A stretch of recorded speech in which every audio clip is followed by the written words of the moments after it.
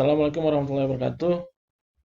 Kakak mahasiswa, pada kesempatan ini saya akan menyampaikan materi tentang pembiayaan proyek. Ini pengertiannya. Pengertian pembiayaan proyek adalah salah satu jenis pembiayaan perusahaan yang dilakukan pembangunannya oleh perusahaan tertentu dengan sumber dana dari pihak tertentu pula, tetapi bukan dalam bentuk pembiayaan kredit secara konvensional. Pembiayaan proyek dikatakan sulit karena dana yang dibutuhkan cukup besar jumlahnya, terus kemudian pemenuhannya dapat melibatkan beberapa lembaga keuangan dan perusahaan lain. Dari segi hukum, keberlakuan berbagai undang-undang mengenai pembiayaan mungkin belum cukup akomodatif. Nah, dikatakan penuh tantangan karena dana yang dibutuhkan itu dapat dipenuhi oleh lembaga keuangan penyandang dana. Proyek besar itu dapat dilaksanakan dan mampu menghasilkan produk yang diharapkan dapat mengembalikan dana investasi itu. Ya. Yang berikutnya adalah peraturan hukum positif yang mengatur berbagai segi pembiayaan proyek sudah cukup tersedia dan akomodatif. Ini tantangan dari pembiayaan proyek. Segi-segi pembiayaan yang pertama, satu, konsepsi dasar pembiayaan yang meliputi risiko pengembalian jaminan gitu ya. Yang kedua, proses pembiayaan meliputi mobilisasi, intermediasi, jatuh tempo, pengalihan, risiko, lama dana tertanam dan tertahan, gitu ya. Itu masuk dalam segi-segi pembiayaan. Nah, beberapa definisi menurut Clifford Chance, pembiayaan proyek adalah struktur pembiayaan yang kompleks.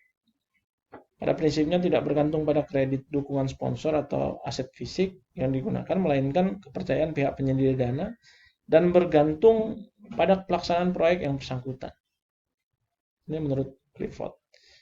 Menurut Peter Nevitz, pembiayaan proyek adalah pembiayaan yang terhadap kegiatan satu unit ekonomi tertentu dengan mana pemberi pinjaman akan cukup puas dengan menggunakan pendapatan dari unit ekonomi tersebut sebagai sumber dana pengembalian pinjaman pembiayaan proyek dan menggunakan aset unit ekonomi yang bersangkutan sebagai jaminan hutangnya.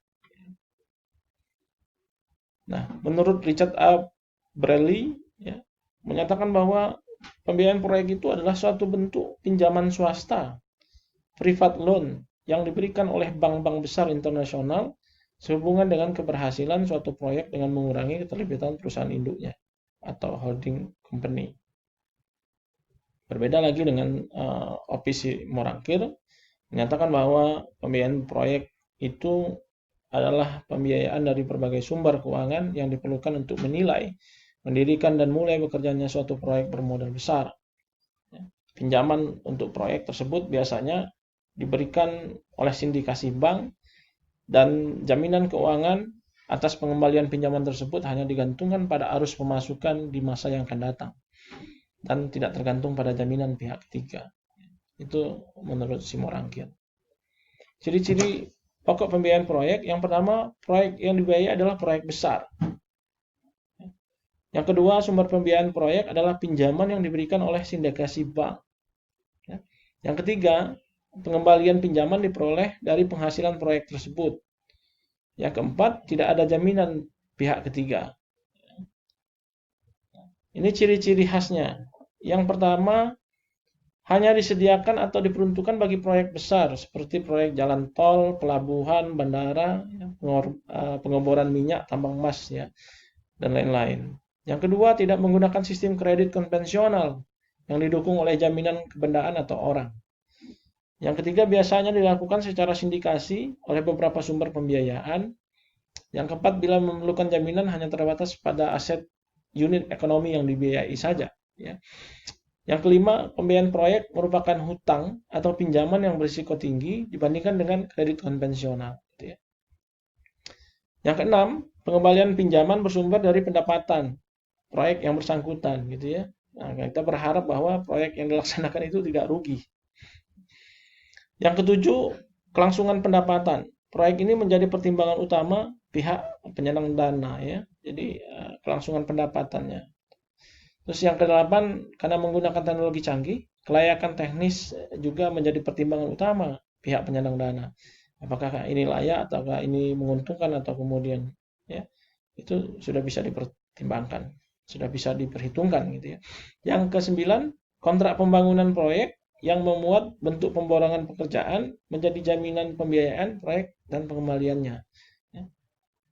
Ini kontrak pembangunan proyek yang memuat bentuk pemborongan pekerjaan menjadi jaminan pembiayaan proyek dan pengembaliannya. Jadi kontrak ya, jadi jaminannya ya. Gitu. Nah, yang ketiga klasifikasi pembiayaan proyek. Ya. Dari pengendalian risiko pembiayaan proyek dapat diklasifikasikan menjadi 3 sektor, yaitu sektor publik, sektor swasta, dan sektor patungan publik dan swasta. Yang pertama, pembiayaan pada sektor publik. Pembiayaan proyek pada sektor ini umumnya bersumber dari dana yang disediakan oleh pemerintah, tidak terjadi likuidasi yang diikuti dengan pembebasan perusahaan. Nah, biasanya pembiayaan proyek sektor publik ini melibatkan badan usaha milik negara di lingkungan kementerian terkait dengan sumber pembiayaan. Misalkan pinjaman pemerintah, hibah pemerintah, modal pemerintah, pinjaman luar negeri gitu ya, pinjaman dalam negeri non pemerintah, atau ada dana cadangan. Nah, pembiayaan sektor publik dapat diklasifikasikan lagi menjadi 2, yaitu proyek non perusahaan. Terdiri dari proyek sosial dan proyek infrastruktur. Ya. Proyek sosial adalah proyek yang produknya tidak dijual secara komersial, misalkan proyek di bidang kesehatan dan pendidikan. Nah, proyek infrastruktur adalah proyek yang produknya dapat dijual secara komersial, tetapi sampai batas tertentu saja, misalkan proyek jalan raya dan irigasi. Yang kedua, proyek perusahaan, walaupun termasuk pembiayaan sektor publik, ya, sudah dapat diharapkan beroperasi secara komersial, antara lain adalah proyek bidang jasa perbankan dan asuransi. Itu rekan-rekan mahasiswa yang dapat saya sampaikan pada kesempatan hari ini. Dan terima kasih atas segala perhatiannya. Terima kasih. Billahi taufiq wal hidayah. Wassalamualaikum warahmatullahi wabarakatuh.